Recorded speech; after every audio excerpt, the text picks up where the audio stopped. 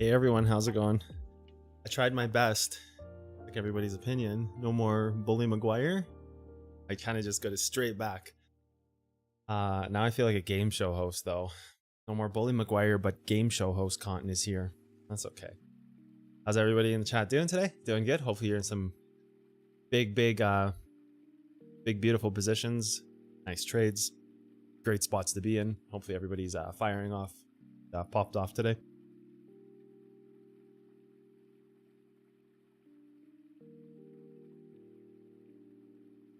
Today's going to be a bit of a special stream. We got some announcements. Is this the last stream? In a way, yes. More details to come. Be here or forever be forgotten. Last content stream, maybe, maybe not. We're going to talk about these things because there's a specific thumbnail that we use today. So, we're going to talk about these things. We're going to be chilling, doing some updates here today. It's going to be fun. It's going to be fun. Goodbye, or is this just the beginning? It's a question today. Going to get into it. We're going to have some coffee first, chill out with the community. Big mug. Yeah, it's a big mug indeed. Perfect for home brewing lattes with the biggest size, maximum efficiency, highest caffeine load, front-loaded energy. Hello from Slovakia. Hello to Slovakia from my side of the world to yours, man. What's up?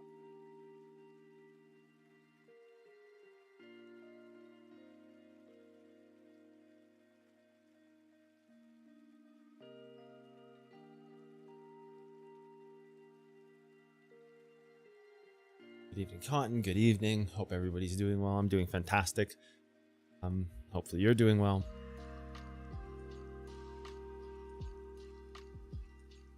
Bitly link is broken. I'll fix it. It's a common thing that happens in YouTube. Bitly link's broken. Which Bitly link? I don't think I have any Bitly links in my description. All courses free, that one.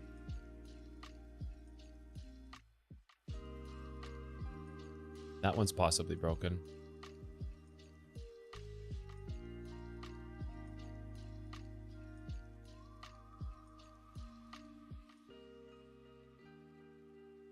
I think that's the only Bitly link I have, isn't it? I have a donation link. People want to donate. Yeah, we're just going to take it out, dude. Good on you, Ephraim. Thank you for that. Thank you for that. We'll keep it up. We'll keep it up. But I think we fixed it. I think we fixed it. I think it was just kind of like a stupid little typo. Raising my latte as a toast to success and wealth to happiness. Right on, Pedro. Raising your latte as well. It's a bowl. It's not a bowl. How's the new car? I didn't pick up the new car. We got a little bit to talk about with this car here, by the way.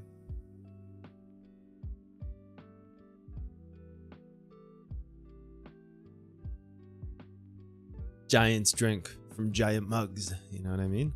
Huh? Hmm?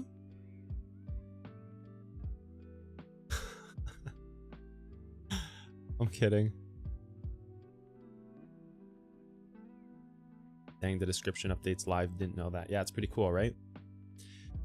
So let's get into the car first. Let's get into the Cotton IRL news first. So Cotton IRL news. Went to pick up a Range Rover yesterday. 2022 Range Rover. Boy, was that a disappointing experience. Everything was ready for me to pick up the car, pretty much ready to just sign the final paper and put the keys in my hand. I was supposed to walk out of there with it yesterday, spend a week, going back and forth with them, figuring out all the details. How tall am I? 6'2". So, went to pick up the Range Rover. What a bad experience that was. First off, let me tell you. So they had it PPF wrapped, right? So they had it like 3M PPF, the protective film. They had it wrapped. For some reason, they put the new guy in their shop on the PPF wrap. He did such a hack job. It's not even funny. The edges weren't lined up properly. Huge gaps everywhere. Wicked cut marks around all the Range Rover lettering. Like just big gouge. Like almost like if someone just had taken it and just kind of ripped it off. Lifting everywhere, not properly sealed, contaminants under the PPF wrap, wasn't clay barred. Obviously it wasn't clay barred. There's contaminants everywhere, lift spots, bad gapping, panels that lined up like this panels on the other side that lined up like this, misalignment to every single spot where they had a joint. They have way too many joints on the car. For some reason, they're not using a heat gun around things like mirrors. They hand cut some pieces, but then use laser cut for others. It was a complete nightmare of a PPF job. I told, like, I'm not taking this car. You guys did a hack job. Upon further inspection, started noticing there's a bunch of bumps on it, scratches. And remind you, this is a brand new 2022 Range Rover that they've only had it since February, right? It hasn't been lot rotting for like 6-7 months, right? It's been there for 2 months, like end of February. What are we at the end of April now? It's been there for 2 months. It had one of their mechanics must have dropped like a wrench or something on the wheel. One of the wheels was damaged, like the finish on the wheels damaged. So it wasn't quite road rash because the sidewall wasn't jacked up, but one of the wheels had damage on it. The mud flaps that they installed were all gapped differently. Some of them have like this much gap. Some of them have like a small gap. No way you're 6'2". I'm a pretty tall guy, man. Like, I'm not going to stand up and get baited into walking content because this ain't a walking stream. Go watch IRL Food Eaters to do that. I'm not going to get baited into standing on my feet. What do you think this is?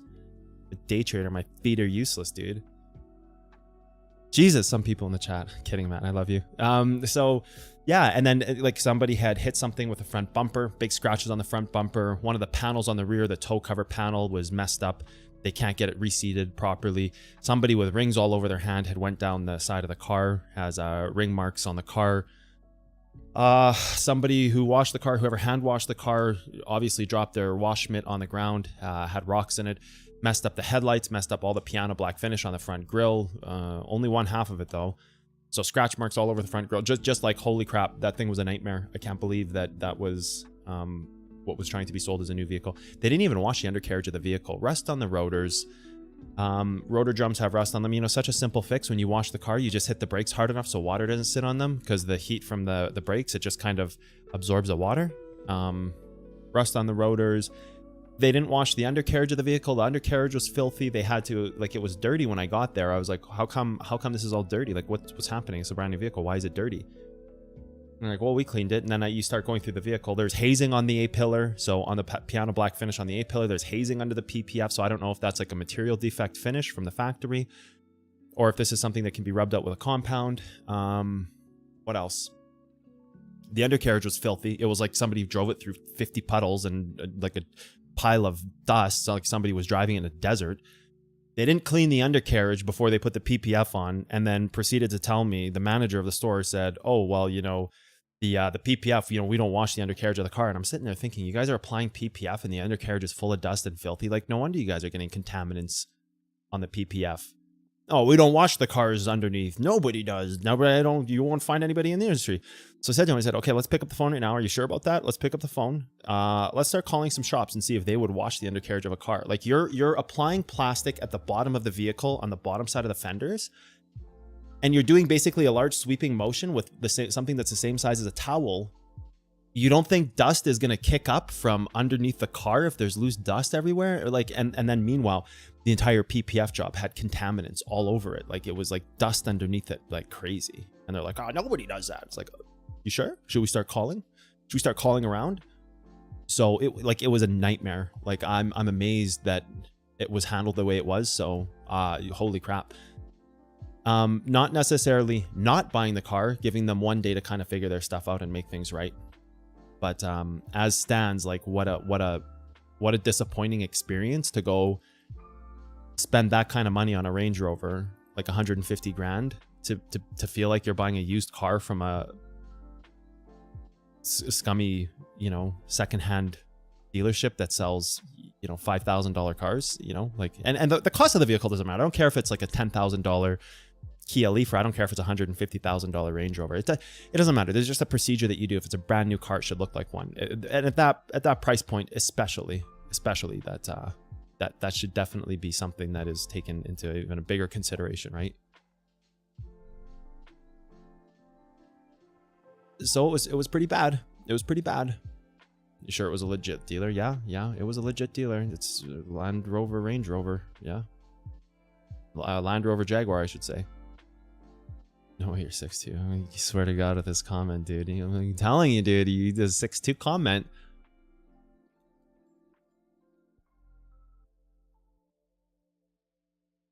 You leave a review so no one else. No, I want to give them the opportunity to make it right. To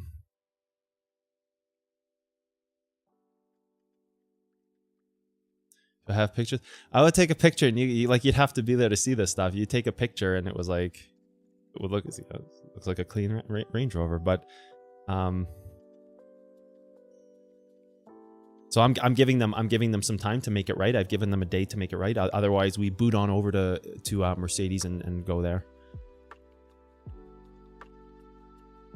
So it was unfortunate, but you know what? You already sent them the money? God, no. Are you kidding me? No.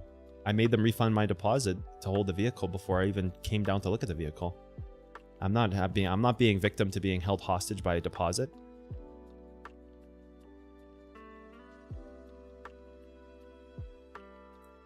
No way am I going to be held hostage by some deposit amount. I made that very clear from the start. I made them refund that before I even sent any paperwork in. There's no way. There's no way. That way, if they do something stupid, I can walk away clean. And then there was other ethical things that I just really wasn't fond of. I really wasn't fond of the way their management handled the team. They had a very aggressive stance and a very defensive stance to these things that I brought up. And I said, you know, like there was a bunch of back and forth that happened. And at one point, well, I don't want to get into it. I think that's in bad taste, but or should we get into it? Should we tell some stories? We're going to tell some stories. Should we getting into this thing? Let's get into this thing. At one point, you know, management says to me, and you know, just right from the start, it was extremely defensive.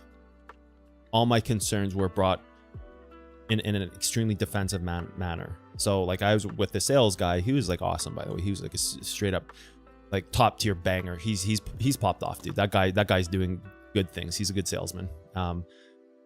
Manager comes in, big shoulders up attitude, says, I'm not worried about the PPF. Let's move on. Later, we'll fix it. Okay. You don't want to know about the defects? No, we'll fix it. Let's move on. I don't want to waste my time on your time. Very defensive. Very, very defensive. Everything that I brought up that was a concern that I explained was just always kind of this resistance, very defensive attitude. And then so he says, I've been in this business for 32 years. And I'm pretty cool headed. Like I'm pretty chill. I've got a lot of experience in the public eye, so I know how to kind of navigate these situations well. And I said to him, I said, you know, after 32 years, I'm surprised this is how you act. I figured you would have had a cooler head after 32 years of being in this business, dealing with all sorts of situations. This must be normal. I can't be the only customer, right? Or did you guys profile me because I'm young and I'm a special case because I'm young? So did you guys profile me? Or is this how you kind of treat everybody? Because I'm not comfortable and this isn't fun anymore. You know, I'm spending this kind of money. It's supposed to be a fun experience for me. It's not supposed to be this, you know, this experience where you know, I'm trying to build a reputation. It's pretty hard to build a reputation with someone who's so aggressive and defensive. Kind of knocked him on his ass a bit, right? So, and there was just like a bunch of stuff like that where I just kind of had to like take a step back, line up the scenario, and just kind of, you know, really take more of a mature approach. So yeah, it was just met with a ton of resistance, a lot of defensive, kind of cutty remarks that you wouldn't expect from somebody in management. How maybe like a mechanic, and that's not to say bad about mechanics, but I think mechanics always have the shitty end of a stick in their favor, because they always have customers who come in and it's always like, oh my God, it's costing so much money to fix my car. What's wrong with you? Well, no, I mean, parts are expensive and so is labor. People, like, it kind of felt like that kind of engagement where the customer's like so fired up because a mechanic is charging a certain price, but the mechanic is justified. But people just don't understand sometimes how much it costs to fix a car. What do you mean an oil change is $100? I can buy a bottle of oil for $10. What are you talking about? And then it's like, okay, just go do your own oil. Fuck off. Like, you know what I mean? It's like, there's just kind of that, it felt like that. Like it felt like highly tense like that. Like it wasn't like, I'm very surprised that is the experience that I had with Land Rover. Let's put it that way. I'm very surprised that is how, it played out. So, yeah, I just kept my cool and I said, you know, this is no longer fun. I don't think I want to do anything here. I think I'm ready to leave. So, I'll be on my way, and good luck with this one, guys. I'm gonna just head over somewhere else, maybe to Mercedes, and maybe I can build a long-term relationship with them instead. And then there was like a completely different, like I flicked a switch, right? And then it was, what can we do to make it better? What can we do? And I said, I don't know. You tell me. Yeah, I was here ready to pay for this car, and I was met with a ton of resistance.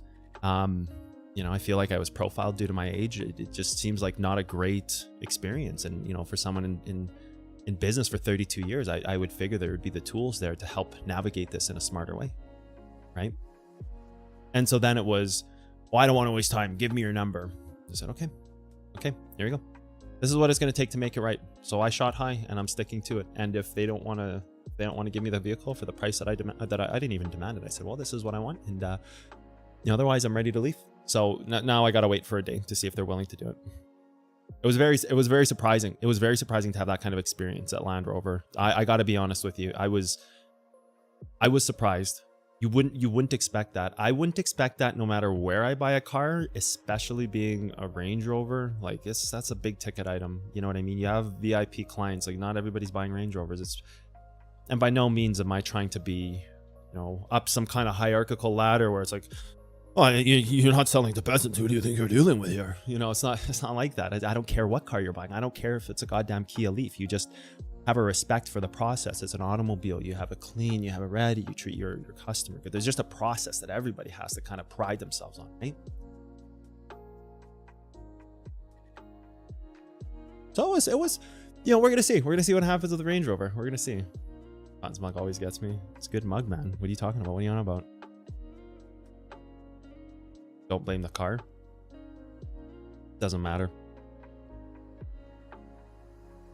Vent how you feel. I don't know. For me, it was very like cool-headed and nominal. It was a very binary thing for me. It was a very, here's what it is. Here's what I don't like, and I don't appreciate this. It was very binary for me. It wasn't like this kind of, high tempers flying. Maybe on their side, I think it was very emotional because they saw a young guy who they thought like, oh. And then there were some other ethical questions. Like I got a phone call from the dealership from management saying, there's a lot of red flags here with this. Like I pick up the phone, I see their thing, I pick the phone, I say, hello. Hey, we got to talk to you. There's a lot of red flags going on here. I was like, red flags? What do you mean red flags? And they're like, we think you're going to export this vehicle. I'm like, what do you mean I'm going to export it? What are you talking about? And then so I quickly like realign them on the phone too. I said, what would give you that impression? Why would you think that? Because of this. And I said, so are you profiling me because of my age? So they asked me to sign this export agreement, which is fine. I signed it. And they're like, we need you to sign that in person. I said, well, why did you send it to me in an email to sign for the first place if I need to sign it in person? Well, it has to be witnessed. Meanwhile, I got sent this email 4 times. Like it was almost harassing. And 4 times I got sent this email. We need you to sign it in person. I said, like, I understand the export agreements. I already signed it. What are you talking about? And then they're like, well, we need it witnessed. I said, well, why did you send it to me in the first place and make such a big deal about it? Send it to me 4 times and get me to send it back to you if I have to re-sign it anyways. Like, what's the point here? What would be the purpose of that? And then he said, oh yeah, maybe you're right. I said, like, is this some kind of like pre-screening ego check because I'm young? You think I'm just here to scalp some kind of bullshit cash on an export? Why am I signing it in an email if I have to sign it with right in front of you anyways, witnessed? You sent it to me 4 times. I understand the export agreement. I told you I get it. I told you that from the get-go, right? And then it's like, wow, okay, you kind of have a point there. I said, so like, are you profiling me because I'm young? Is it because my family's black? Is it because I'm young? Like, what is this? So then there was like another big conflict point there too. It was just like, holy shit, you wouldn't expect this. Young, successful person goes in to buy a Range Rover, met with resistance all along the way. Meanwhile, I'm just trying to hand them a stack of cash and take my fucking car. Very shocking, very shocking. So we're going to see about the Range Rover. I'm not so sure about that brand right now. Very, very shocking.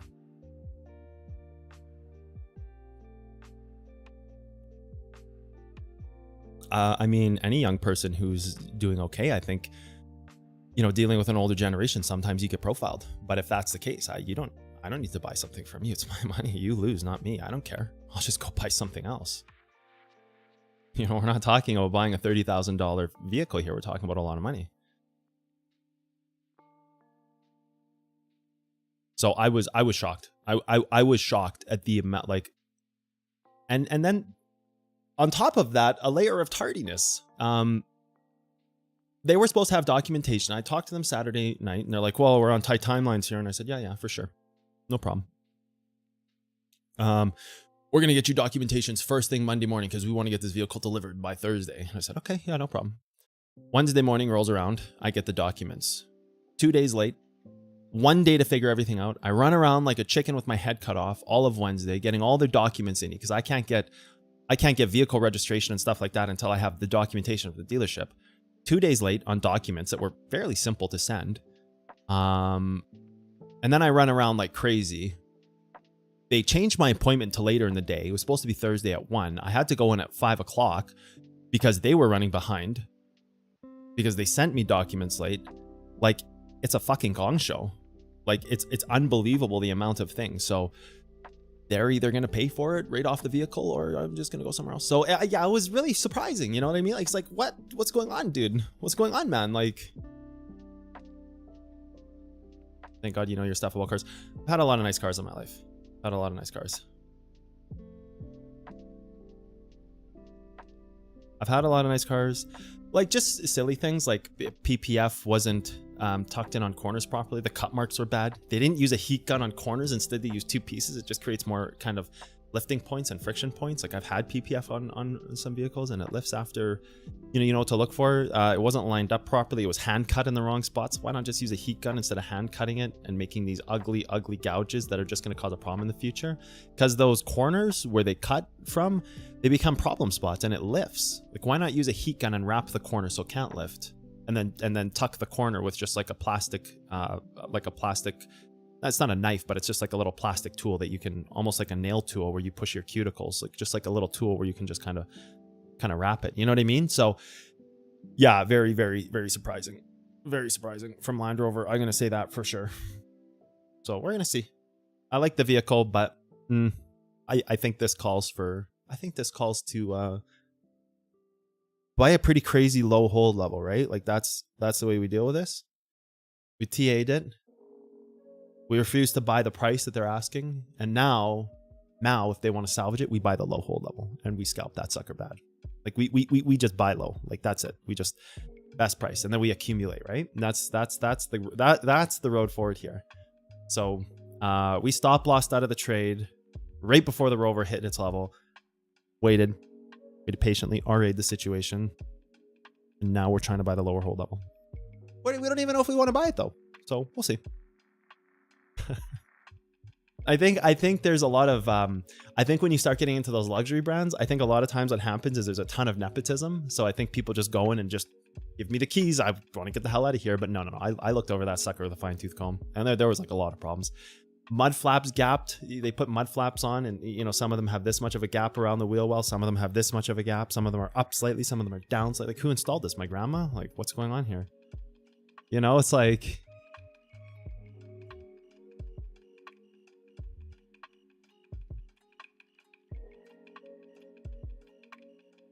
one minute hold on the Rover.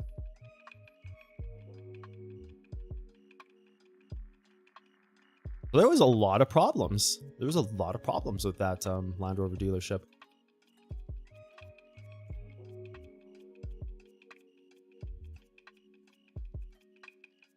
I can understand one or two things, and that's what I said, Pearl. I can understand one or two things, like one or two things going wrong. That's one thing, but you know, when the list piles up and then you're met with resistance over a defect that's something that they should have under control. Like, if you're going to have a brand new car, at least wash it. Like, if you're going to sell it to a customer, hand over the keys on a deal that's not done on a 150K Rover, at least have it clean. We're going to moonwalked out of there and never returned. You would have left in style, Pearl. I would love to see that. Moonwalking out of a deal.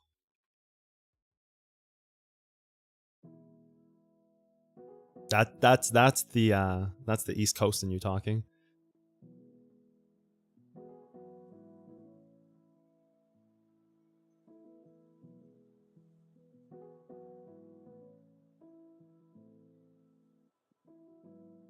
Tesla's been a cakewalk. I wouldn't buy a Tesla though.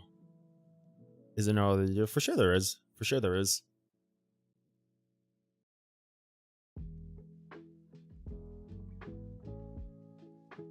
Test ride, it got postponed by 3 hours. Very normal Land Rover things. To a point. I agree with Pearl. 1 or 2 things, sure, no problem. I'm a pretty flexible, cool, chill guy. I was like, yeah, no problem. Couple hours, no big deal, man. But yeah, just when there is an abundance of things and then you're met with a certain attitude, you know, you spend money, you want to build relationships, right?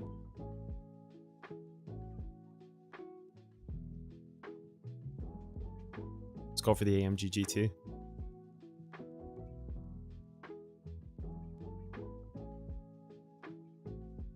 Grandma best tech though, for real. Grandma knows best, man.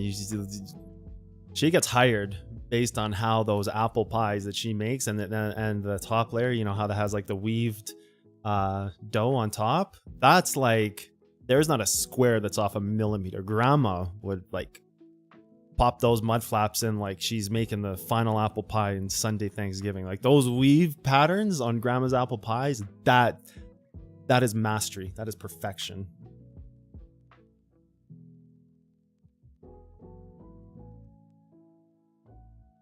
Mercedes over Rover. They're next up on the list. Grand Wagoneer. I did think about the Grand Wagoneer, but ultimately I don't think it's as nice as the Range Rover and the probably the GLS. I would assume I would be looking at. I think this level on the Rover is not gonna hold. X7. If I was gonna go for a Beamer, it would be the iX right now, but I don't really want an electric vehicle right now. Not yet.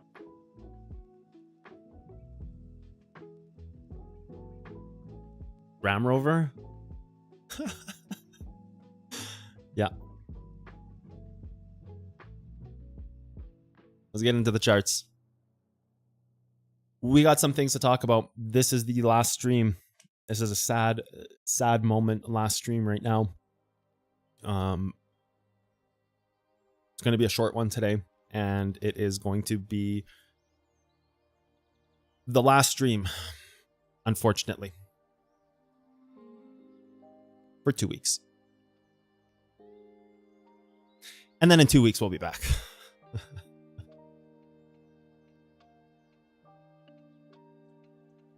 So we're going to be taking 2 weeks off of the stream to get everything started because we have a very, very exciting thing happening in 2 to 3 weeks. Season 1 of teams will be starting in 2 weeks. That means we are going to have all the teams trading on stream, fighting for prizes every single week, and it's going to be intense. World first. Nobody's ever done this. I've worked half a century. Century? No, I haven't. We're back to the c0tt0nc4ndyta thing.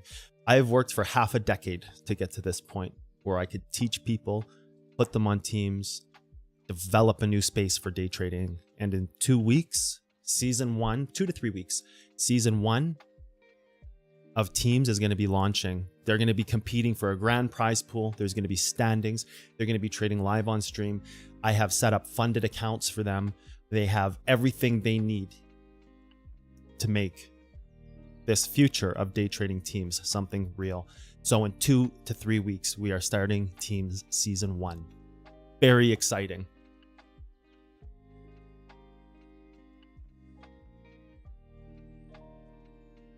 First announcement here first. The details are being finalized right now as we speak. Half a decade this took. 5 years of teaching this science, developing professional day traders,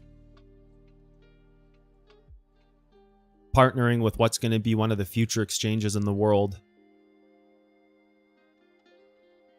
Half a decade, guys and girls, half a decade it's taken to get to this moment.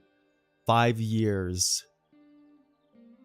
5 years of me working 7 days a week. And now a new generation in day trading starts. I have now gotten the ability to give every single team an unlimited amount of funds to trade with. They have a huge responsibility on their shoulder. I'm going to be working with them diligently for the next 2 weeks. Team registration is now, as of this statement, officially closed. There will be one final day for teams, for 1 or 2 teams who have been in touch with me. If you haven't been in touch already, there's nothing left to do. There will be 1 to 2 final days for the few people who have reached out to me to get to be the last position on a team. And you'll know who you are. So if you're like, that's not me, it's not you. From now on, season 2 registration will be open for teams, which will be announced in the future. Because the last 5 years has been leading up to this moment where we can kind of prescribe and redefine the day trading industry and create the first kind of ongoing tournament system for already successful traders to step into the next phase of this thing. It's going to be something else. I am very excited to be doing this. How did people react when I said this is unfortunately going to be the last stream? We got to read that on chat.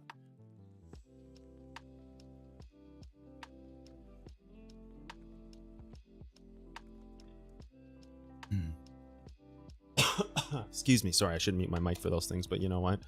Nothing wrong with blowing people's ears out once in a while. That's why you come to the stream, to get blown, right? Haha. No way. Gotcha. Scared for a moment. Enjoy the time. Damn baited. Yep. 2 weeks to build the grandma. That's going to be the next podcast. That's from 0 to approximately. The grandma build.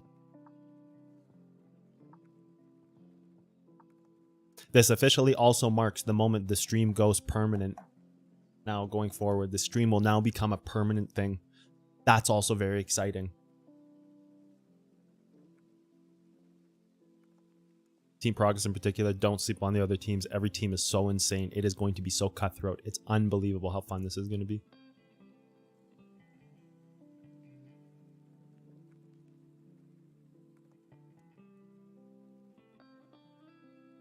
Yes, I'll have to get out of my house for 2 weeks. Join the Discord.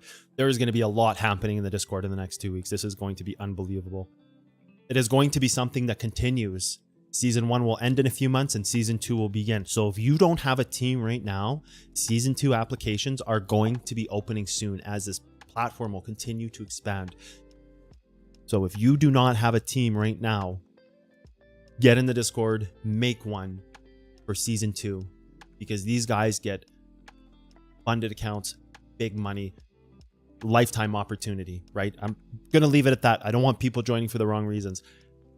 You don't have a team, get yourself in the Discord, start making connections, because the Season 2 team registration is going to be very small and it is going to happen so fast where it gets filled up so quickly. So people who are not on teams from this moment now need to, and I'm going to open up a few more team resources today for junior teams, okay, in the Discord. So people right now who are not in teams need to start that path. So it's going to be very, very fast and furious because they fill up fast.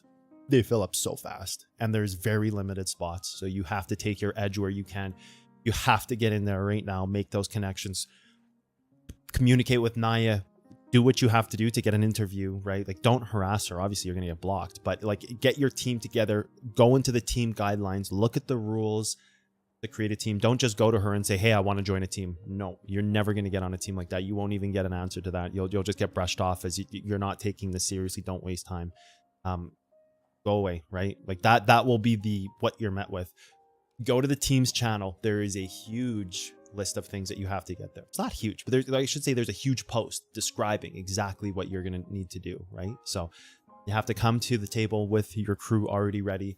Be ready to be shot down by Naya or myself. You have multiple interviews you have to go through.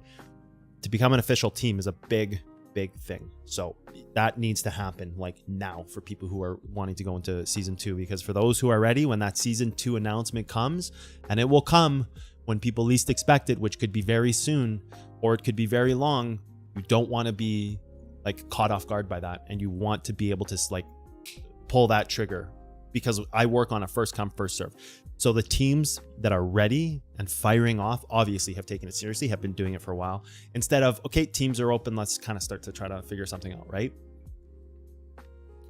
That is my advice. That is my official stance on Team 1. Season 1 will begin in 2 to 3 weeks. I'm aiming for 2, but there is so much work to do. It's unbelievable the amount of work I have to do to get this thing ready. But in 2 weeks, Season 1 starts live on YouTube here every day. There's going to be an earlier start time. If you want to keep up with it, another reason to join the Discord, because all these things are talked about on Discord first and foremost. Inner community first, right?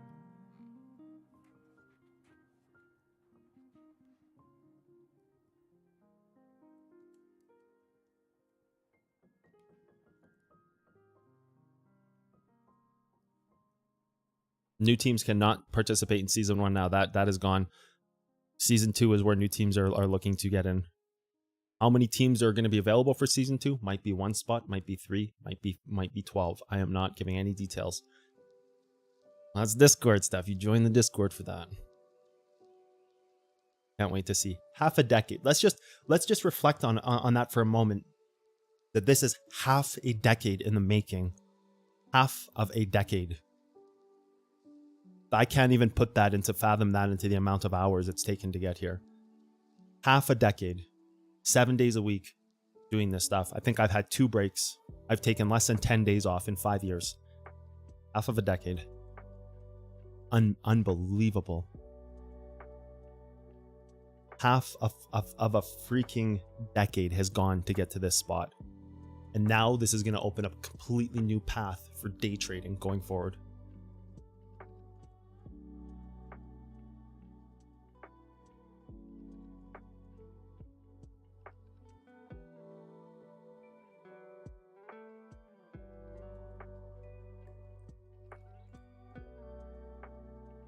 DK Sub's been here since 8. Lucifer, you've been here for a while.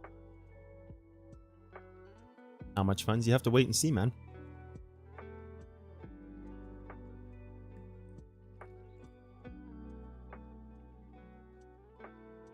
Half a decade. I can't. If you've been here for the long haul, it's so insane. Half of a decade. It's the only thing I'm going to say. Half of a decade. Even that makes my heart drop a little bit. It's such a long journey to get to this moment.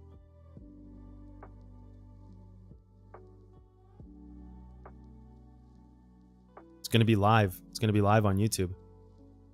You cannot join a team as a solo. You have to come with a formed squad. My courses, of course. I'm just going to call you Cool Face because you're a bunch of random characters, which I don't know if you're trying to make a face in the chat, so I'm going to call you Cool Face. Cool Face says, you're my hero. Do you have some tips for new traders that want to understand the charts better? Yeah, go through all my courses diligently. Why don't you hire assistants? I might have to. Actually, Coffee.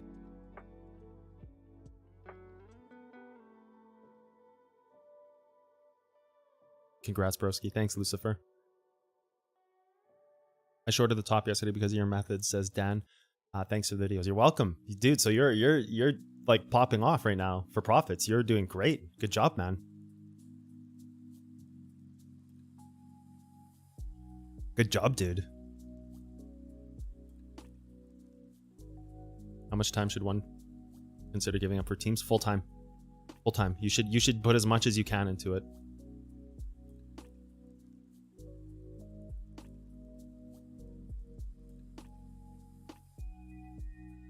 Half a decade. It's unreal. It's unreal. It's so like just half a decade.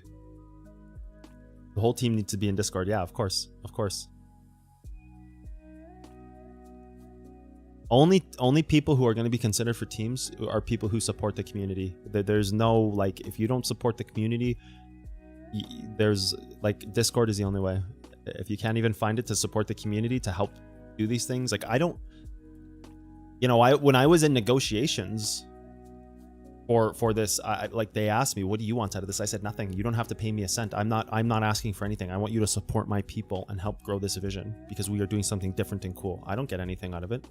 I get to be the person who helps create the next thing in day trading. I don't have an angle in this financially. I specifically forfeited that so that my teams would have more of a trading fund, more money to trade with, better opportunities. I forfeited that. I don't get anything out of it. If people can't even just like support the Discord, there's no room for them on teams. Of course not. I forfeit every profit angle. Like I'll have a referral link, but it's a referral link. Like what is that, right? It's great. It's going to be awesome having that referral link, but that's not, They asked me how much I wanted. I said nothing. Support my traders. Help bring this vision to life. That's what everybody else is going to tell you. They want a fee to do this. I'm not doing this for a fee. I'm doing this to support my people. I said that right from the get-go. And I would not have picked the company, and I'm not saying who the company is. I have not picked, not yet. I would not have picked the company if they didn't have the same exact vision and weren't the absolute best people to get involved in this and who have a real strong and solid future going forth in this space. They are an amazing exchange, and I will stand behind that. And that is not coming from a place where I have to say it because it's paid, because they have a vision too. And I think that's why we share such a common goal. They will truly be the leader of crypto one day.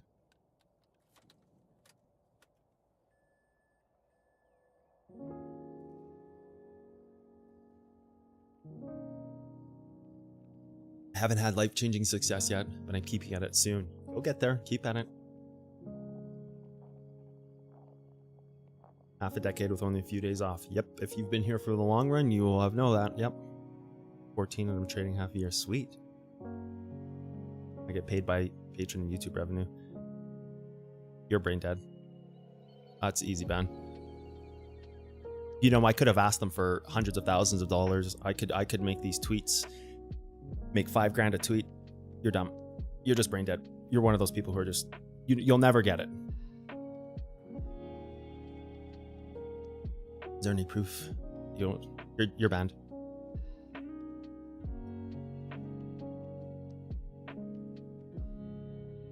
Easy ban. Time framework. Any insight on this? If you can't commit everything you got to it, don't join a team. That's my insight. I trade for 6 years, never saw something like you. You're a genius. Thanks, man. Much appreciated. Quote of trading unmatched. We're starting a new phase. 2 weeks, 2 to 3 weeks. New phase and day trading is happening.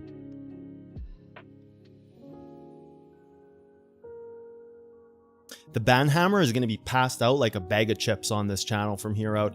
That ban hammer, we're gonna wear out the leather wrap on that sucker, dude. That leather wrap is gonna disintegrate after a week. That thing's gonna be passed around like a box of, like a can of Pringles, dude. Everybody wants one.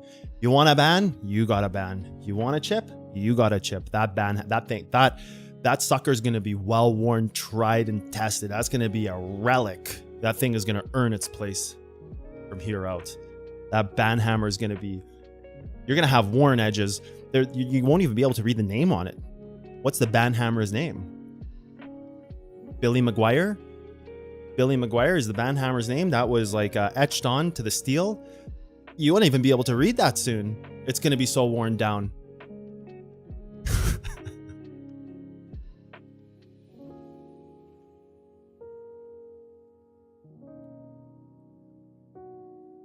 I'm 15 and been trading. Your videos helped me a lot. And I actually made some good money. And this is the point. We've got a new... This is it right here. We have got a new generation of traders coming in and people who are in it right now who are seeing the changes. And this is where things are going to change forever in day trading. Yeah, you missed a lot, Savage. You got to watch a replay, man. I do have actually, yesterday I did make a plan to do Blueprint Remastered. I have a big plan for that. Actually, funny you mentioned that, Ozan, because as of yesterday, I made a big plan for Blueprint going forth. Please tell me, does technical analysis really matter?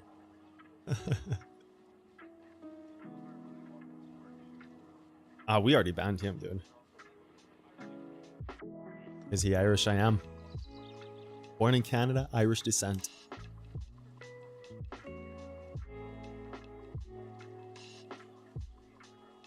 What kind of proof are they looking for? It's in the charts. I don't know.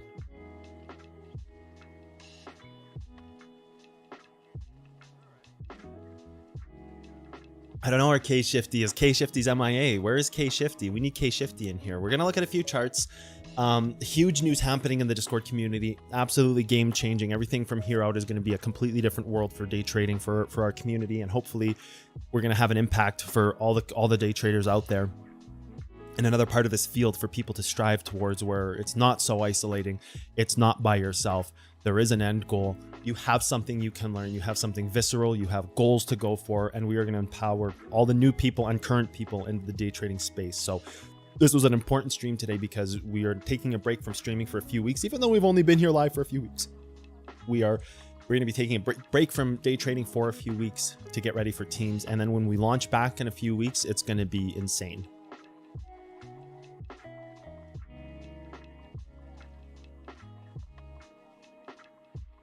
What happened with Bitcoin?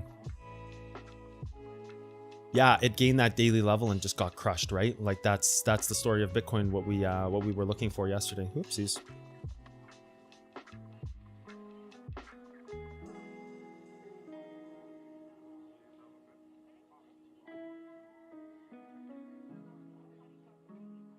What's my thoughts about insert reason X donate, and I'll tell you. You might not like the answer once you donate, but donate and I will tell you. Yeah, really yesterday we were looking to gain this daily, and we did. That was a huge moment for yesterday. That was rewind back in the stream to yesterday, and that was really the thing to keep an eye out on, right? You go back to the 4 hour and gaining this 4 hour, and it all starts at that 1 hour, right? You gain that 1 hour, you gain this 4 hour, it just continues the fuel for the dump to create levels of the future, and then that was like the huge moment yesterday. You know, losing and confirming that you lost, that was really it, right? I need to take one of these dailies off because they're both kind of cooked. So we need to take this one off, right? And we need to just work with that one because that one never developed yesterday. Just is kind of like what we talked about, right?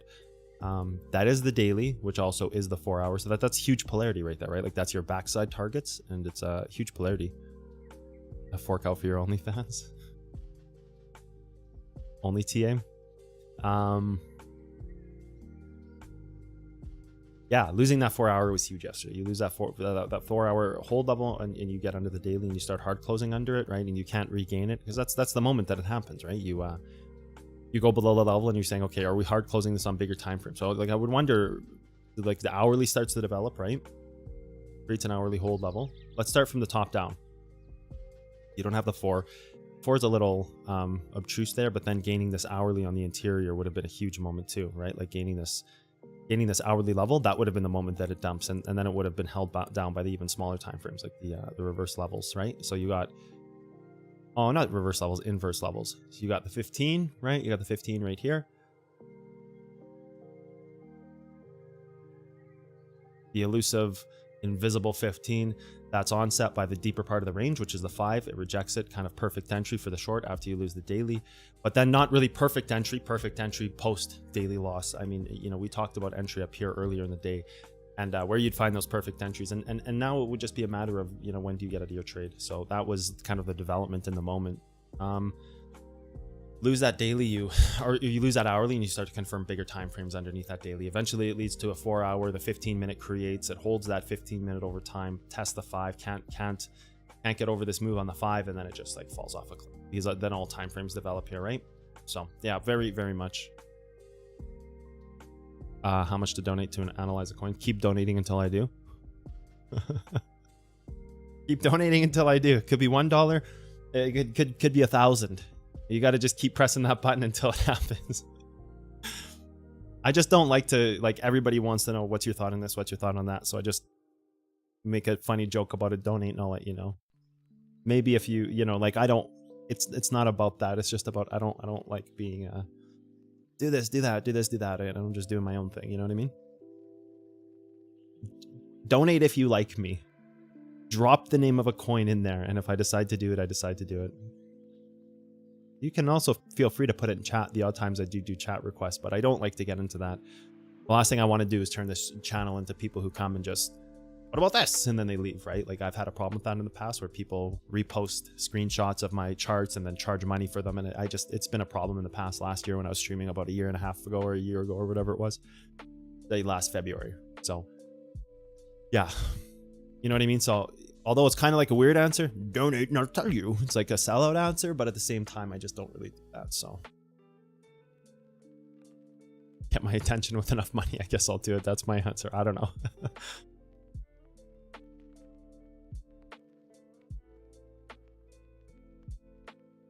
You game or watch any streamers? Oh yeah, man. I have my streamers that I love watching. I watch everything from Trainwrecks do big time Gambas and Rosh to Summit, Shroud. Yeah, oh yeah, I have a huge like XQC, of course. I watch Gamba streams. I watch who else do I watch? I'll look at my list. Live right now, I got Quinn69, big Poe gamer. I love Quinn. Tens, Orson Landmark, Dog, Rosh, Educated Collins, Shazam, Valorant player, Shazam. Toast, of course, everybody knows D-Toast, Summit 1G. Shroud, nothing. DeFran, Skadoodle, Asmongold, Trainwrecks. Yeah, I've been in the Twitch TV loop since like Justin TV before they came Twitch. I was watching Summit play like Source on Justin. So I'm a pretty big Twitch fan, dude. Always have been.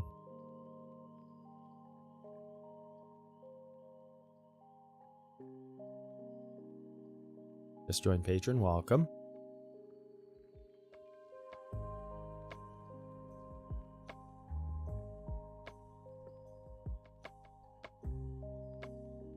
Completely understandable.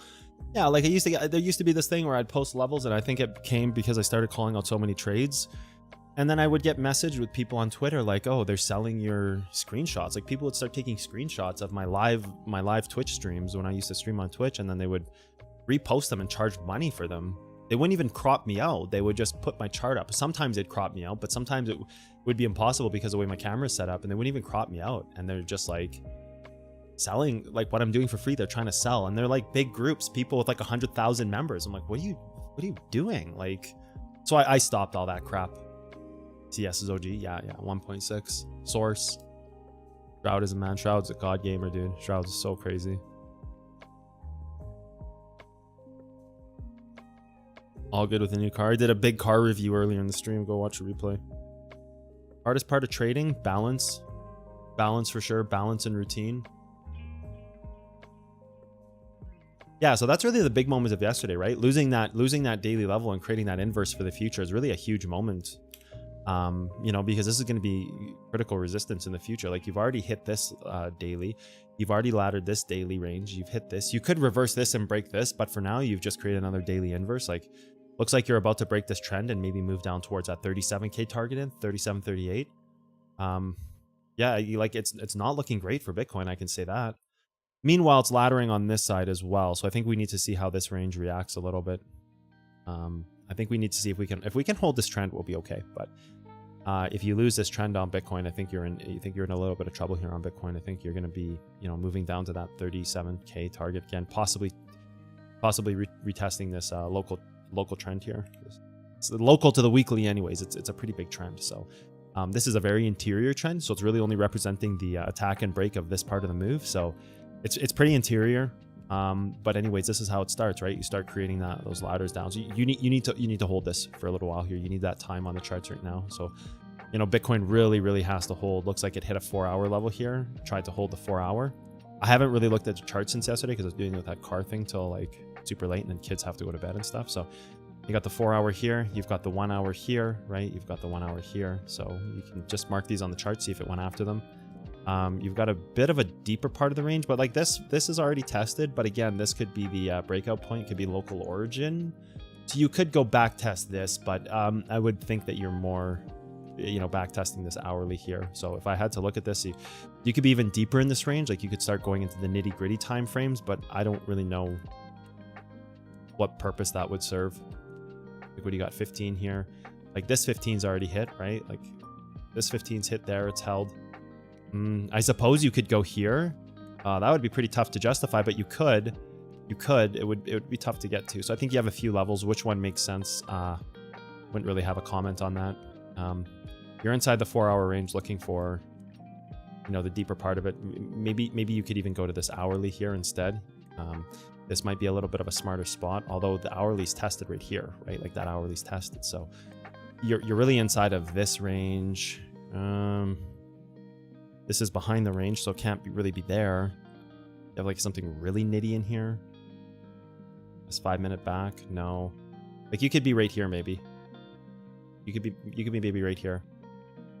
kind of your best case long scenario. The 5-minute disconnected level inside of the 1 hour range.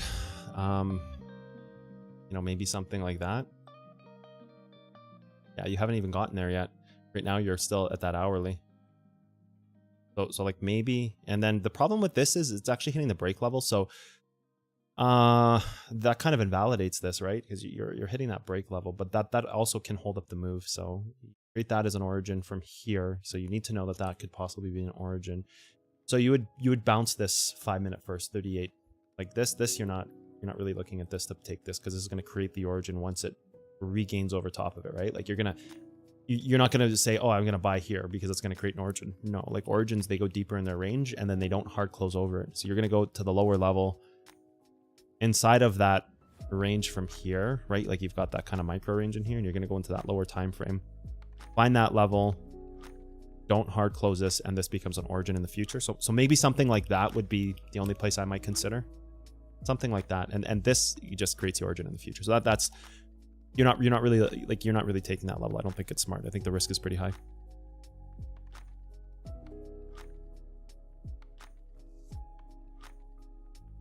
That's kind of my immediate analysis on this thing. You love Nick Merckx? Can't say I'm a fan. Oh yeah, Dr. Disrespect too is awesome. Nick Merckx is okay. I don't really watch Nick Merckx, so I don't know.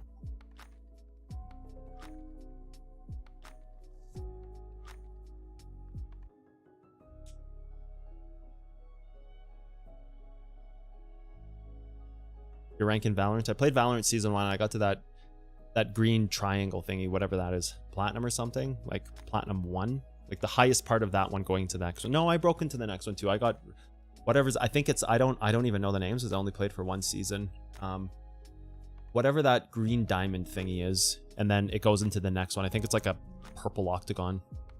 I got to that the green tier 1, and then I upped to the next. God, I don't even know what it's called. I just remember the colors, but I only played season 1 of Valorant, so. Shroud in the Dock, yeah, Shroud in the Dock are some of the greats.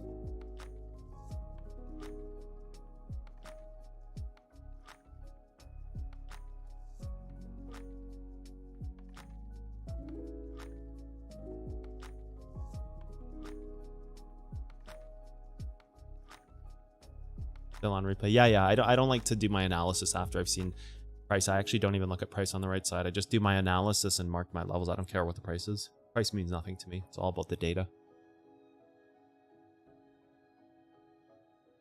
Completely green mug, so it's transparent. I know the green screen on that. I know it's cool. It's like I'm drinking from a black hole.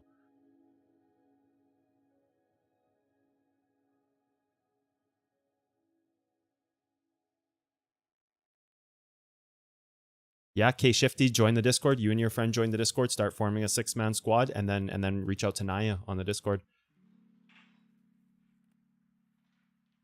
So clear when you say it. Yeah, I mean, I'd hope so. Yeah, I did publish all this stuff, so thanks for the compliment, Coffee. I don't know what to say to that. I would just be like, yeah. Well.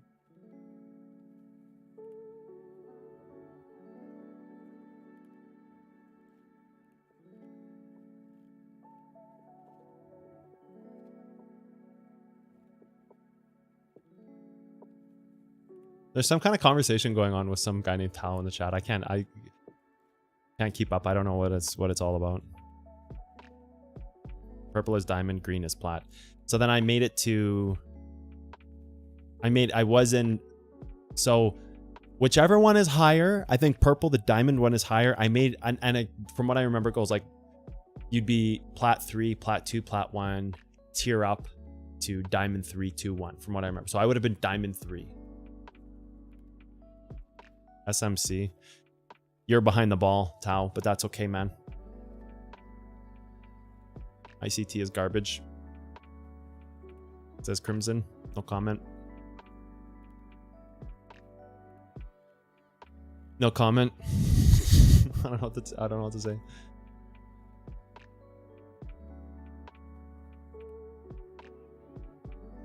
No, I will not call you that. I think SMC is kind of whatever. I don't really know enough about SMC to comment properly, to be honest, but from what I've heard, it just sounds like nonsense.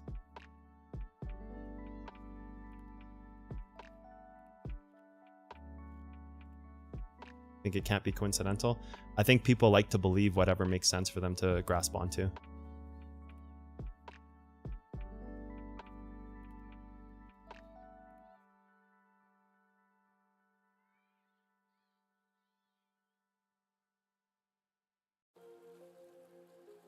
I think if you have enough lines on your screens, one of them eventually lines up and you can just be like, oh my God. That's my thoughts on that MA comment. I've been here for a long time, guys. I don't know what to tell you. Believe what you want, right? Same as B with nuances. I don't know about that, but sure.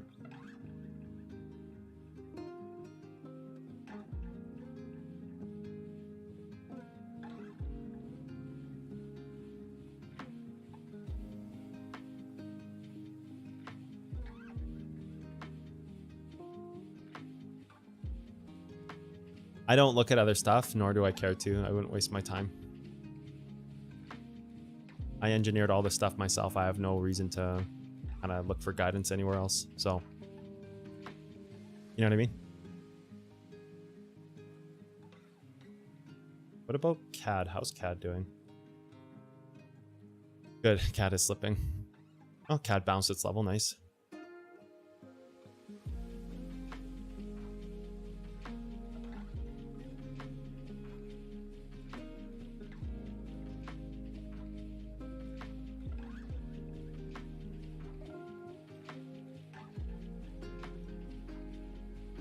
Keep diving and stop hunting liquidity. That's such a misguided statement. That's such a disconnected theory line to connect those two together. That's why SMC is useless, because if that's the stuff you're learning in SMC, you have a complete fundamental misunderstanding of how charts work.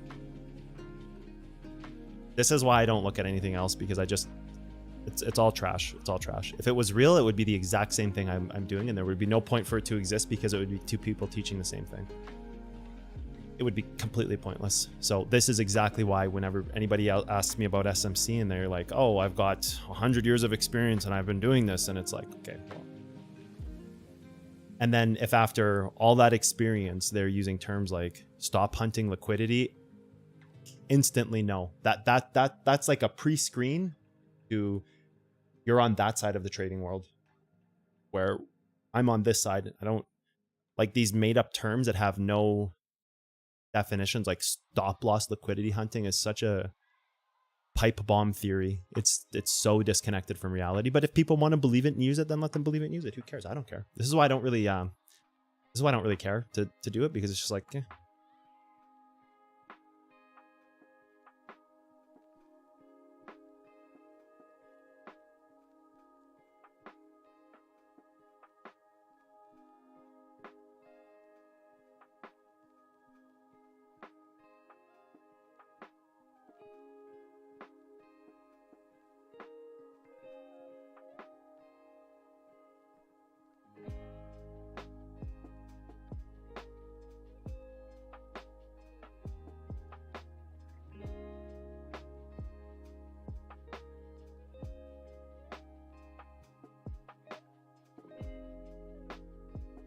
Thinking of trying my hand on Forex too.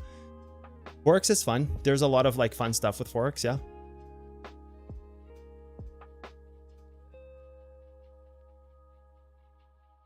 You can get some pretty big leverage on Forex. Like Forex is pretty fun for leverage, yeah.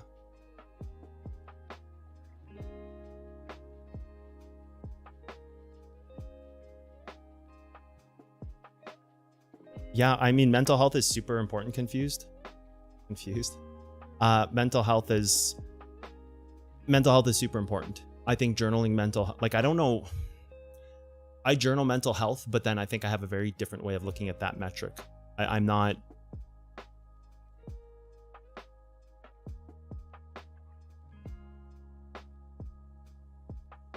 one to kind of say like, oh, you know, I've had how would you journal mental health? Like I have my way of journaling. I'm trying to put it into words. How would you journal mental health?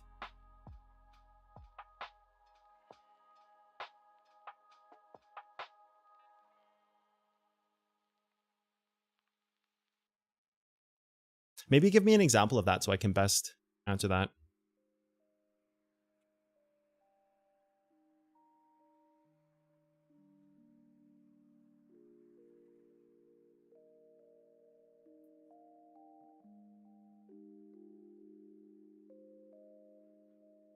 Why only stock markets? Like I've talked about my history in the past.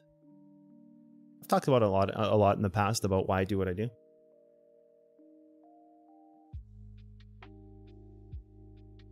What would you journal with mental health? Like I'm trying to wrap my mind around this. So, okay. People say you journal your mental health. Like I was trading today, I'm on tilt. Like, is that what we're talking about?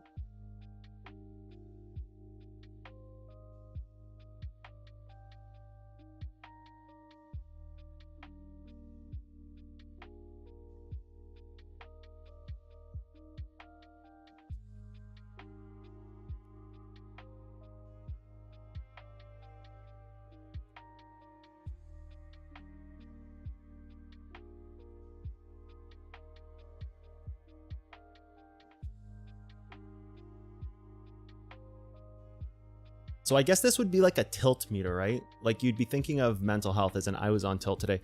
I think that's helpful, but I think it's cross-analyzable against other metrics. I think if you're looking at mental health, you have to cross-analyze why.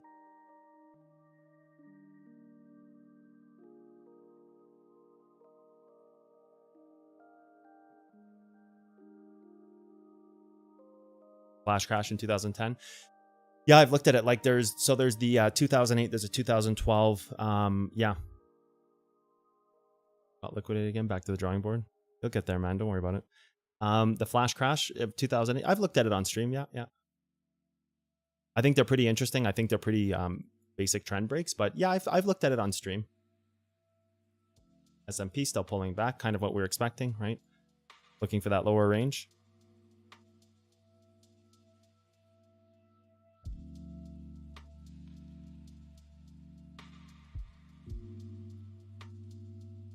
Your journey and what you feel helped me a lot with trading fears. Yeah. I think fear of failure is a huge one for day traders. I think fear of failure is one. So I tackle that a lot in mentorship, fear of failure. So that's something I tackle a lot in mentorship. I think that's a huge roadblock for a lot of traders, fear of failing. Yeah.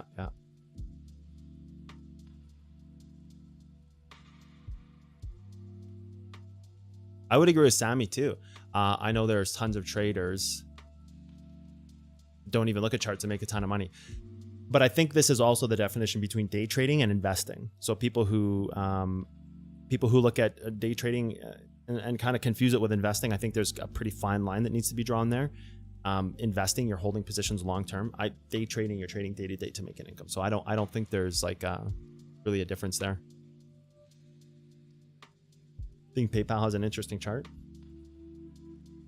I feel like I'm supposed to not look at PayPal, but I'm kind of curious.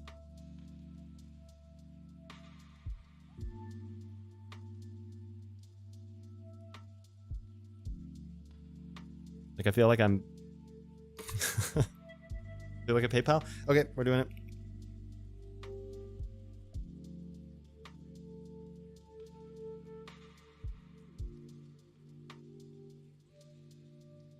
I feel like I've charted PayPal before.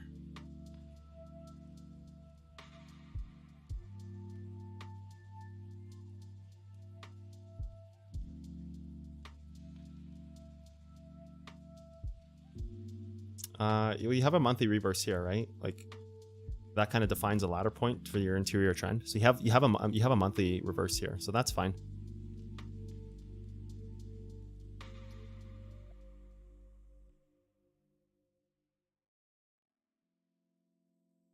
There's no real origins to create, so this is just a matter of creating a trend. So this needs to hold. There's no breakup. There's no breakdown setup. Like you could go back to like a origin from here, but you're at the same kind of time frame as your monthly anyway, so there'd be no real difference there.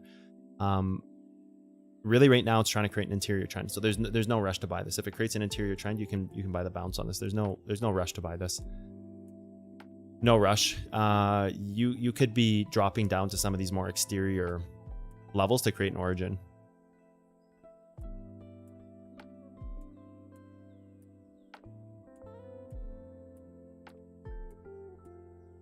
Absolutely smoked. Yeah. I mean, is anybody surprised that PayPal is not really doing great things? Like, is this coming to a shock to people? Like, is anybody surprised with this? Shouldn't they have like flourished in this market space where everybody's at home using digital payment processors? Shouldn't they have been smoked here?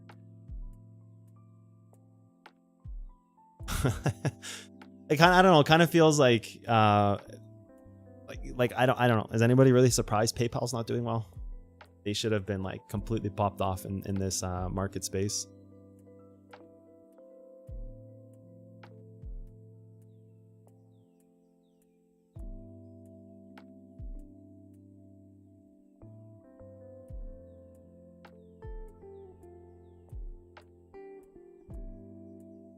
Crypto's not regulated. I don't think that has anything to do with price.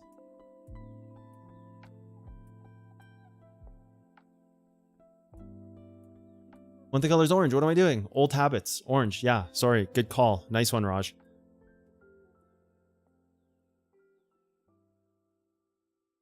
I thought PayPal was getting crypto. Yeah, weren't they talking about that? Wasn't PayPal talking about getting into crypto? Z1P turned into Zip from what I remember. Zipco Limited? Yes. Is it Zipco Limited? I'm pretty sure it's Zipco Limited, right? No, it's not. Oh, what's the Z1P?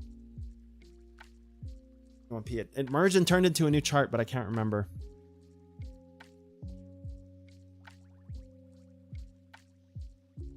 What is it? I'm sure it's like Zipco Ltd. I know how I can find this. I was talking to somebody about this.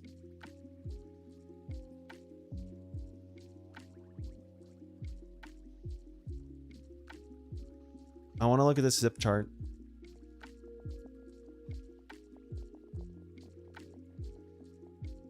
Zipco Limited. Yeah, it is this. So they must have fixed their chart. Yeah, this thing's not looking too good. I wonder if it has a hold level here that it's trying to...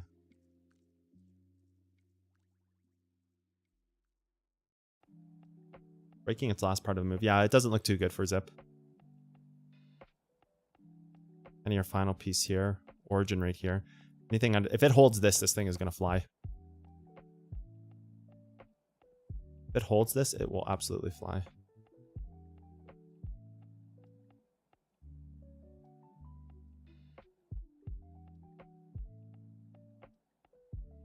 Yeah, if it holds this, it's going to absolutely fly. Yeah, there's not much left anyways for it to hold, but it's got about a week. It's got about a week to do it.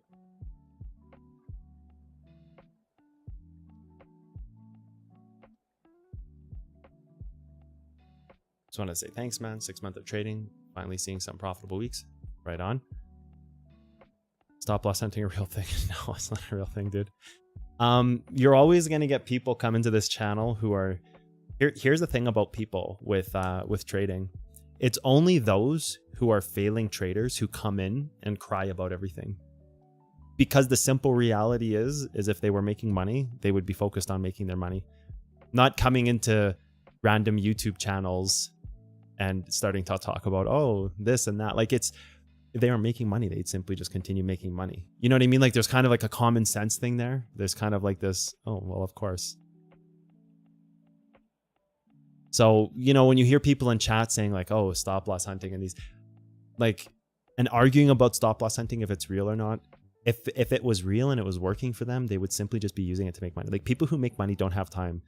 It's like that saying, right? Like, play stupid games, win stupid prizes. It's like that saying. People don't have time for that if they're already making money. So it's usually just like people who are failing and they're kind of like, oh, stop loss hunting, and it's like the next thing in their path. They've already failed at day trading because of moving averages, and then they move on to their next theory, right? And then, you know, they go in every channel on YouTube, on Twitch, on this, on that, and they go and they, you know, blaze up a big storm about, because it's their next thing. And then when they fail in that, and then it'll just be the next topic. It's like this repetitive, like, defective inner brain cycle they go on. Like if they were making money, do you think they would be spending their time here arguing about stop loss hunting? Or are they just trying to convince themselves through the chain of arguments like, oh, if I can, this is a fault in the mental analysis of people, right? This is not anything but when you have pack mentality. And people who fail seek other people that fail. So what they do is what they're doing is they're putting their like friendship feelers out there, and they're talking about all the things that they feel so strongly about. And then the other people who, oh, stop loss hunting, it's the next best thing. Then they'll latch to those people. They'll fucking latch onto them like leeches because they see a commonality in the other person, right? It's like, oh, I identify with you because we have the same opinion. That's why you have pack mentality, right? It's like, you know, not to kind of box people in with harsh words. It's like losers hang out with losers. You know, it's just like an old saying, right? And it's not to box people in anywhere or like make anybody feel bad. It's more to reflect a state of mental analysis that happens with people in inside of the mind. It's psychologically, right? Pack mentality is a pretty scary thing, but the reason why failing day traders harbor towards other failing day traders is because they see something that they see in themselves, almost like a reflection. Like it's easier to identify with somebody that you have something in common with. So if you just go and start spouting about a bunch of toxic cancer, all you're doing is trying to make friends. Like, ever notice how like in gaming, if you come across toxic people, they'll be like, you're a shit, you're terrible at the game, your mom this, blah, right? And then there'll be another person in the lobby and all of a sudden they'll make a connection and they'll both start shit talking and there's like this bond that's formed. It's because they see that same trait in another human being. Like it's very transparent when people start saying things. Like it's very easy. If you have any background in psychology, like a real background in psychology, it's very straightforward. It's very transparent. Right? And then they cling to other people that are like that because again, it's something that they can identify with. So they can create better human connections with other people who have that same mentality. So if you see people coming into chat just spouting ridiculous things, there's always a very simple explanation as to why people, like we use our brains in this channel. And then often when people can't use their brains, they feel displaced. So people who don't want to think and don't want to use their brains, instead they want to use system one, the emotional layer. Then they let system one take over. And that already right there, that statement, system one, your emotional layer, it already speaks volumes. Like the way in which people communicate, it already speaks volumes as to what level they're operating in life. So if they're coming in here with like preloaded high emotion takes, me as a content creator, that's different. I do like angle shots, high emotion takes for content because I can post that up on TikTok. And then it's like, for me, it's great. It keeps you guys entertained. I get like A+ premium content, meme content out of it. So for me, I have a reason to do that. I have like, but you know, but then when people come in here and do that, it's very obvious that system one is driving the wheel. It's highly emotional, non-logical. So there's a combative type of thing that happens when people come in here and it's like too much brain power. They can't identify. So there's an immediate disconnect. And then they start letting system one drive the wheel because it's confusing for them. Oh, they're using your brains. This is confusing for me. This is something I don't usually do. But this is just like, as harsh as it sounds, this is, go read the book, Think Fast and Slow by Daniel Kahneman.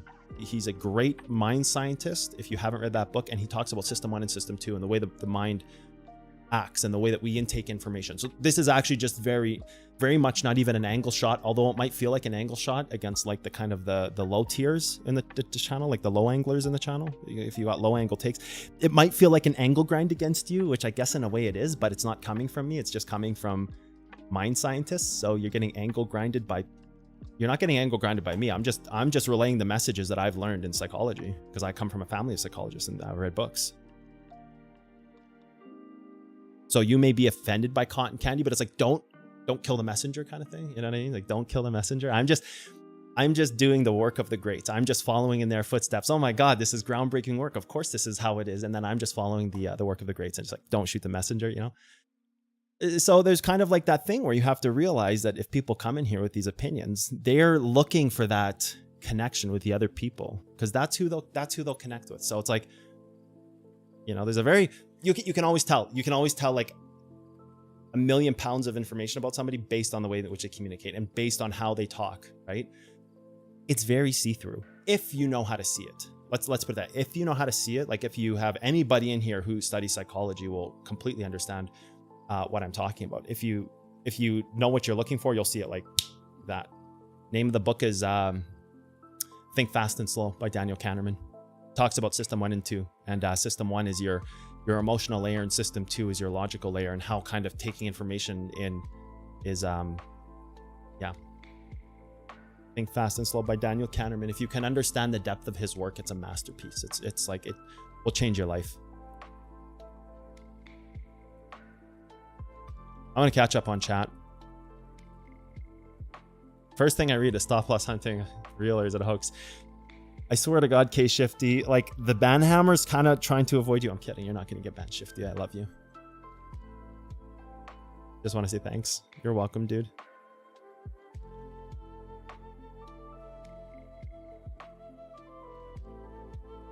Yo, quit playing.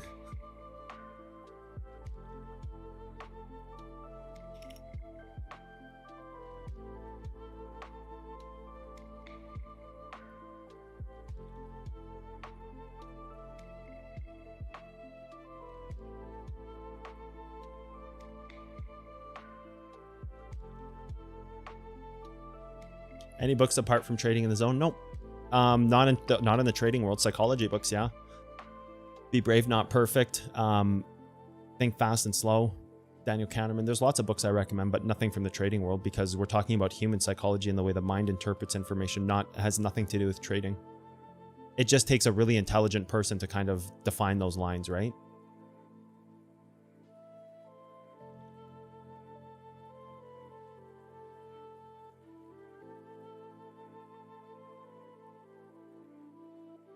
I would agree with Mir. Using stop loss hunting and manipulation is just a way to say, I don't understand the market. I would agree.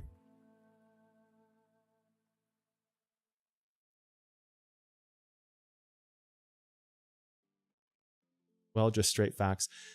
Like, listen, when you can understand the way the mind works and human psychology, it is so easy to see through people. Like you can move crowds with your hands, like you're parting the sea. Like you can see through people very quickly when let's watch Bitcoin, by the way, while I'm ranting. You can see through people very quickly when you understand the way the mind works. Like there's a very big value in life in understanding, like, it all falls under the line of keeping cool headed, knowing what to say. Some people say it's polished, like, oh, you're so polished, like it's not just this thing that you get. Hey man, thank you so much. I'm gonna miss the streams. They're gone for 2 weeks. They're coming back in 2 weeks, and we're starting a new era in day trading. They're gone for 2 weeks, and then we kick back off with teams and events. We kick back off with teams and events. So for 2 weeks, there's no content. You gotta go content-free decaf mode for 2 weeks. But like, there's a very like, you look at people who are in the public eye, and there's yes, there's experience for sure, but then there's also people who understand, like, the psychological layer of people who, they can keep their cool headed, and they can really look at words and say, oh, because for the most part, and I'm gonna tell you guys something, for the most part, people will type the words they mean, right? Like whatever they say, if you actually read the words, you can understand exactly how their mind works. It's almost like having a telescope into their personality, right? Or a pair of binoculars into their soul. Like if you just read the words people are saying, the punctuation they use, the capitalization, no caps, hype comments, like no thinking is happening, right? Like just like, let's do one in chat, right? Just pick a random one. Amon is the first one I see. Mental analysis evolved. All caps. I already know this guy's well thought out. He's not rushing his comment. Aman Tawari says mental analysis evolved. First thing, all caps. He's defining it as a course. He's using his mind. Is all you need to do for mental analysis. Exactly. He's balanced. He's thinking. He's not, accelerating through the sentence at a pace so fast that he feels like he needs to be heard. If it was just all lowercase sped through, then it would be clearly communicating that he's just trying to like take up that airspace. He's already operating at a point where it's like, oh, right. But then that tells a story of his entire sentence and what he's about to say, because he's, already in a place where he's thinking. It has surpassed trading in the zone. Just a very clean, simple stated fact. It's just well thought out, right? Let's look at Sammy's quotes, air quotes. Technical Analysis of the Financial Markets by John Murphy is the book for retail trading knowledge, capital V. And it teaches to put stop loss right above swing high or below swing low. It's awful but true, right? Emphasis on the. It's like the only thing Sammy believes, right? It's the only thing. He says this book has a grasp on his soul. First thing he says, he doesn't even say like, I found a really great book. Technical Analysis of the Financial Markets by John Murphy is the book for retail knowledge. Like, it's very direct, right? This has a grasp on this man's soul, this book. This has taken over him and completely drives the way in which he trades, right? You don't even have to read the rest of the statements. As soon as you get to the word the, you already know that it's like driving. The end result is already being told to you with the way he said would be. So always people have to think about communication, because if you know how to see through communication, you can easily identify people's problems. It's what makes me such a great teacher, because I analyze the words that people say and I can really dissect deeper into where they have strengths and weaknesses, right? You know, take two comments, polar opposites. You can tell that with Sammy, this book has, like I said, that book has its claws around Sammy's throat, and he's living and dying by this book.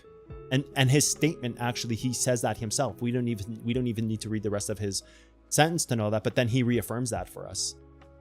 He would be a hard sell on anything.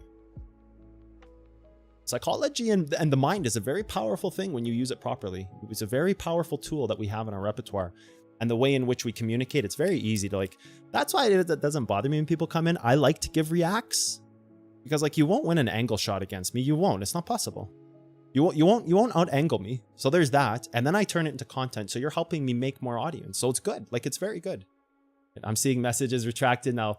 Fucking cotton, he's analyzing. No, just we'll stop there. But like, that's, you know, there's a thing about psychology. It's really interesting. Pearl, message retracted, analyzer mode. But then people come in here with those reacts and it only helps me. Like, I love it. I love it. Don't you guys notice like everything is meme content? I love meme content. I fucking live off that stuff, dude.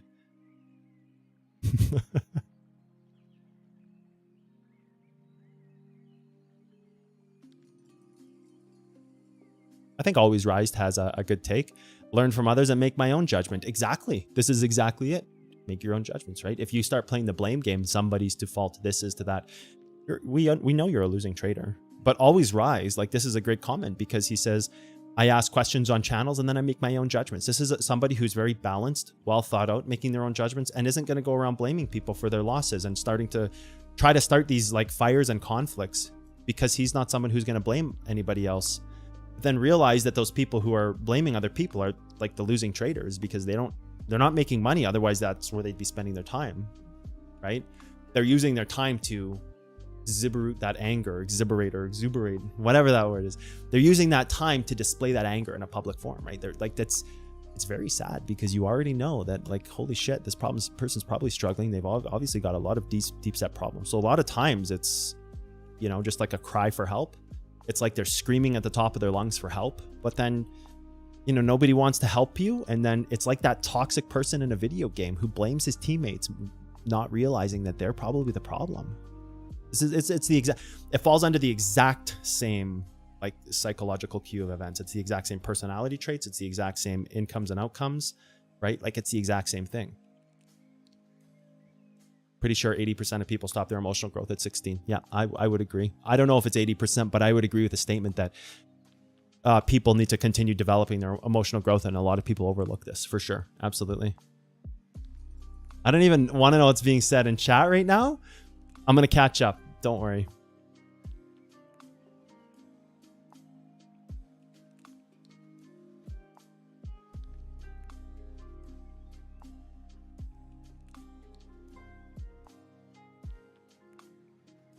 Other books you should order, any other books?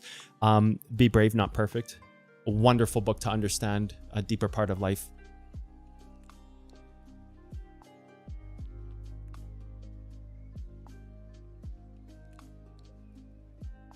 Feel like you're missing something? Join the Discord. Let the community help you, man.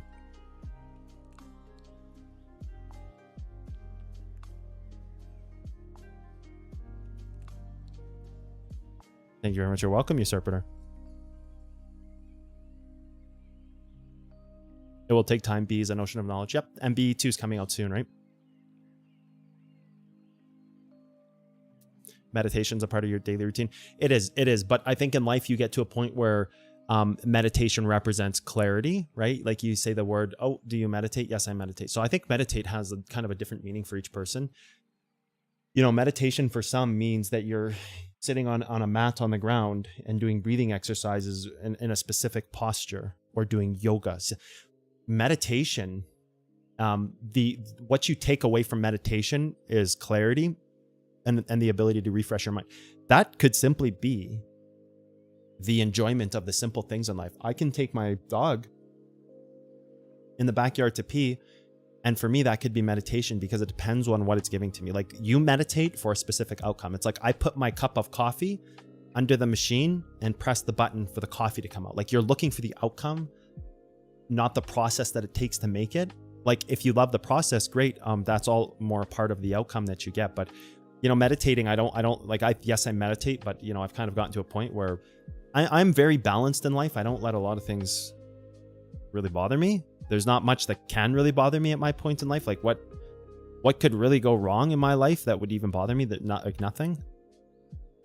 So, you know, I think meditation as a subject is a great subject, but I think then you're looking for the outcome. So I think as you can progress in life, that you can see that, you know, meditation is about balance and clarity. So balance and clarity can come in the form of, you know, going outside and taking your dog out to pee, or something like that. Like, I think you're looking for an outcome, and then it takes like a certain maturity and having balance in life to get there. And I think that's really the winning idea behind meditation, because then it gives people something more grounded to work towards, instead of trying to fit into this mold of sitting in a spot in a posture and breathing in and out. And those are good building blocks for people who are just starting to get into that. But then, you know, you're really looking to take away the value only. So yeah, I think it's an interesting subject. I like the talk of meditation. I think it's cool. Yellow line on the BTC chart. The yellow line would be a 4 hour. So the yellow line represents a 4. So you can see my time frames right above my head.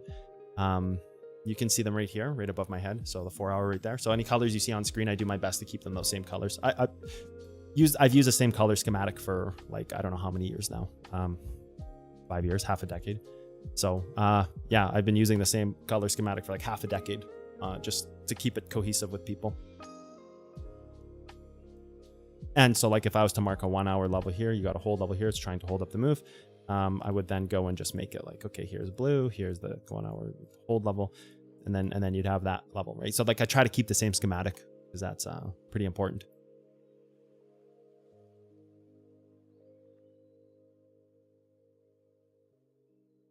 I think psychology talk is a really interesting thing. I think it shows you who's winning and failing in trading. Always front run a level by a few dollars? Not necessarily. Third person announced after Panky soon, man. I wanted to do it earlier this week, but I've been so busy. Probably going to get it done today. Don't pick my comments from above. I need to elaborate on that. I knew it was Pearl. As soon as I saw that message retractment, I knew it. It was like, don't analyze me.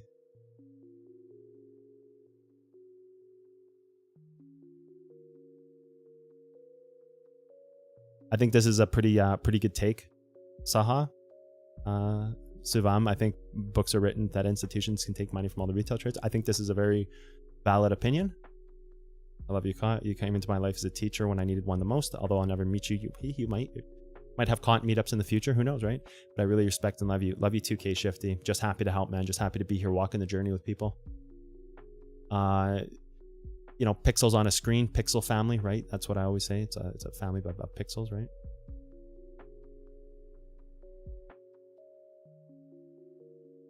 I'm going to skip a bulk of these comments. I'm just going to kind of rip through these things. This is supposed to be a short, like, you know, kind of half an hour stream, and I'm still here. Just going to rip through these comments, read only the awesome ones. Newsflash, you all make shitty comments. Just kidding. No, I just want to get through. There's too many comments. I'll never catch up.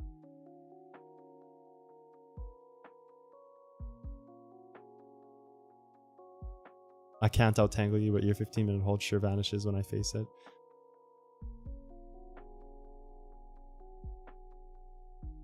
Yeah, BFE2 still planning to come out in April. April's running out, and I'm starting to record it this week. Yep. Any advice for 20s? Work hard. Learn about yourself. You collect watches. I wanted to start getting into it, but I haven't yet. I think watches are pretty neat. Some sometimes people get in a loop. I agree. I think we have thought loops in life, right? Like you get stuck in a thought loop. I think that's the big one when you're talking about loops. Like there's different kinds of loops in life that you're talking about, personality loops, you're talking about behavior loops, but thought loops, I think, are the demise of all of them, because you get stuck in a thought loop that you can never get out of. So finding a way to break out of that thought loop is important. That's a good point, Pearl. Thought loops in general, if you Google the term thought loop, you're going to get a lot of resources in the psychology world about, thought loops and how effective they are against keeping you in a bad place.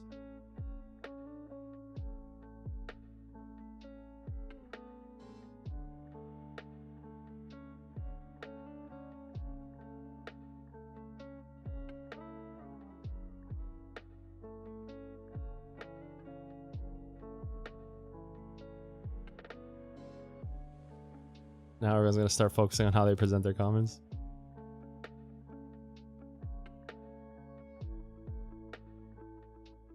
Yes. Brave, not perfect. Fear less, fail more. Live bolder. Yep. Amazing book.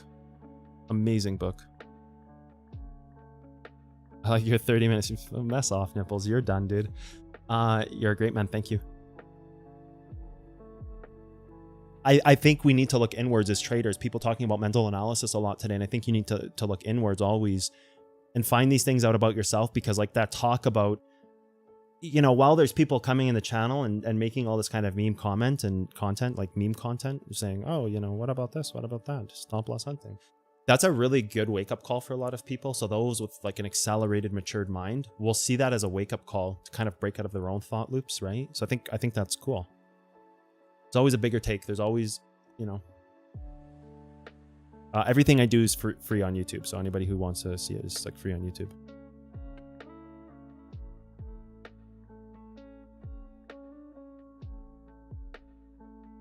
Fruit Loops go so hard. Happy birthday once again, man. You know who you are.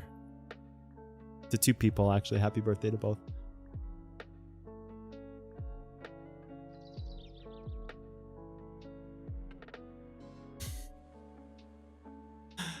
Oh, it's good times. Okay, everybody, I'm out of here for the stream. That's it. 2 weeks. 2 weeks are going to go by. You're going to have to go diet cotton, caffeine-free, decaf cotton mode, because for 2 weeks, we're going to talk about this before we go. In 2 weeks, we're changing the day trading world. In 2 weeks, we come back. 3 weeks, something like that. In 2-3 weeks, we're going to be coming back better than ever. Teams are starting. Season 1 officially. Teams will be trading live. It is going to be very exciting. There's going to be a lot of details in Patreon. If you're looking to join a team, season 2 is now. We are looking only for season 2. Season 1 teams are set in stone. They are moving forward. It starts in 2 weeks, and they are going to be competing for a grand prize. So season 2 teams will be announced in Discord, and be ready. I can't stress this enough. Have your teams starting now, because when the announcement gets made that season 2 teams will be coming, remember, season 1, we have funded accounts. We have grand tournament prize winnings. This is going to change every single team's life, because we have developed an amazing system for the teams to go forward to set themselves free financially and all this great stuff. So everything from funded accounts and tournament prizes and weekly events, they are going to be working every day together, 6-7 days a week, just like any esports team would, working their behinds off to absolutely slaughter these events, and then they're going to get rewarded financially for it every single week. So there's going to be season 1 is going to be a few months, and then season 2 will open up, and right now is when season 2 teams will be needing to like start getting their stuff together, because when the announcement hits Discord, I promise you it's going to be like bang, everybody's applying, and there's only certain amounts of spots available on teams, right? So that's it. It's a very serious thing. So 2 weeks we got to kind of make everything to change the world. Wish me luck. It's going to be a hell of a tough thing to pull off for me, but I got 2 weeks, 2 to 3 weeks where I'm taking time off to do this. Not time off, shifting of focus, right? I got 2 to 3 weeks where I have to get this done and ready. And then in 2 weeks, we come back with a brand new stream, better than ever. So if you haven't, follow the channel. If you want to be a part of teams, join the Discord. Even if you just want to learn how to do day trading, join the Discord. It's all done through my Patreon.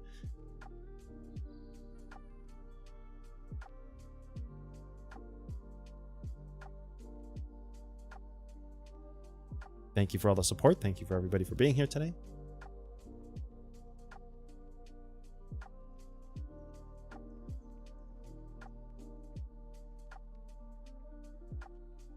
Truth will set you free. You set me free 6 months ago. Happy to do so, man. I'm gonna continue to be here.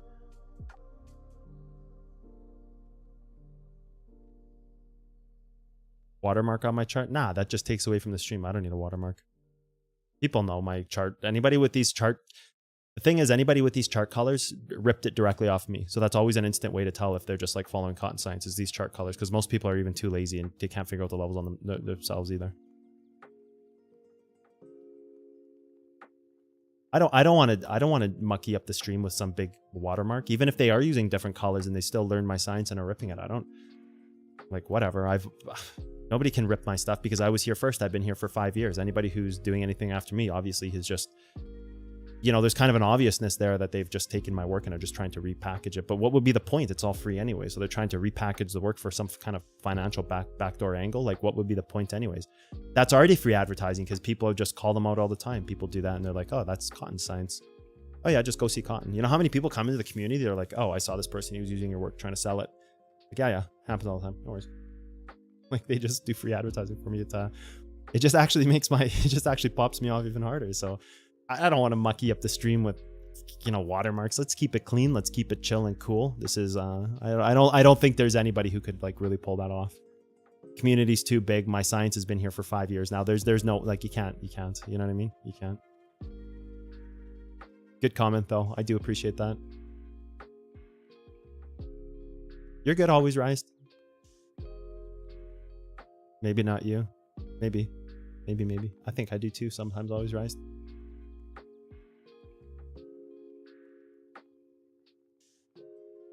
See everybody in 2 weeks. And if not, I'll see you in Discord. If not, what do I mean if not? Of course I'll see you in 2 weeks. See everybody in 2 weeks. Let's say that again.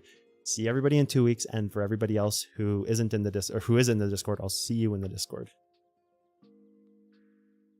No more spots to join the $25 option yard. That's gone forever. There will never be any more spots for that. If anything, once the $45 spot runs out, then it'll be more.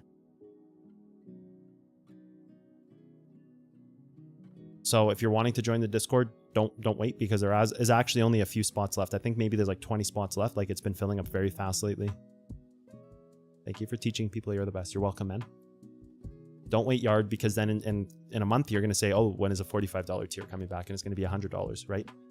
So don't put it off.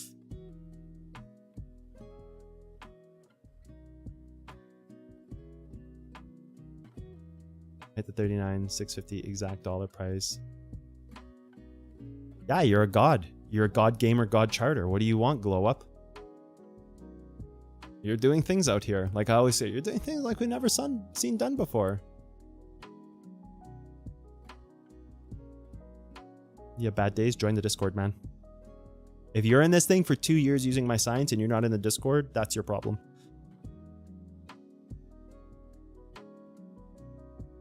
You're not taking it serious enough. Honestly insane. Of course, Secure.